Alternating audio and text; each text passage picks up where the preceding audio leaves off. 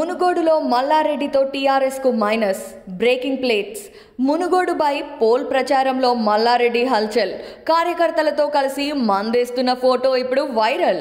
ప్రచారంలో విలేకరి ఫోన్ లాక్కొని హంగామా. గౌడ కులస్తులకు హామీ ఇచ్చిన డబ్బులివ్వాలి అని మల్లన్న ప్రచారం అడ్డగింత. మునుగోడులో కార్మిక శాఖ మంత్రి మల్లారెడ్డి ప్రచారం అధికార టీఆర్ఎస్ కి తలనొప్పిగా మారిందా? అసలు ఆయన చేస్తున్న హంగామా ఏంటా కథ? ఎప్పుడు ఏదో ఒక వివాదంలో ఉంటూ నిత్యం వార్తల్లో నిలుస్తూ ఉంటారు మంత్రి మల్లారెడ్డి.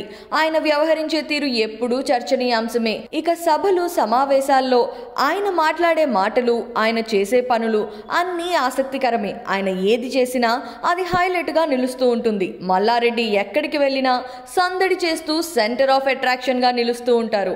ఇప్పుడు మునుగోడు ఉప ఎన్నికల ప్రచారంలో సైతం మల్లారెడ్డి తీరు చర్చనీయాంశంగా మారుతోంది. ఆయన చేసే హల్చల్ టీఆర్ఎస్ కు తలనొప్పిగా మారింది. మద్యం తాయిలాలతో ఓట్లు వేయించి గులాబీ బాస్ దగ్గర మార్కులు కొట్టేయాలని చూస్తున్నాడు మల్లన్న. కానీ అది వర్కౌట్ కాక అడుగడుగున ఆటంకాలు ఎదురవుతుండడంతో పరేషాన్ అయిపోతున్నాడు.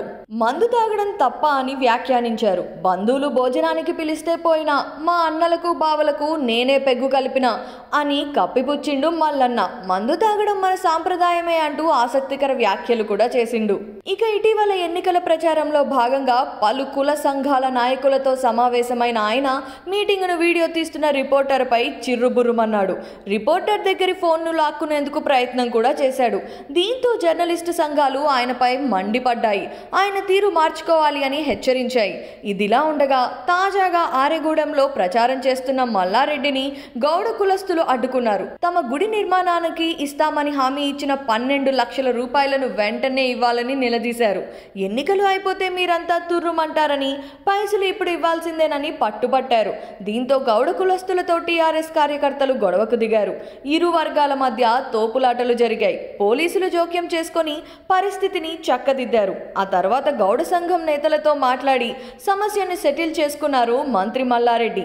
ఏది ఏమైనా మల్లన్న ప్రచారం ఓటర్లకు మత్తుగా గమ్మత్తుగా ఉంది కదా. చూద్దాం మంత్రి మల్లన్న ఓట్ల కోసం ఇంకెన్ని పాటలు పడతాడో ఏంటో.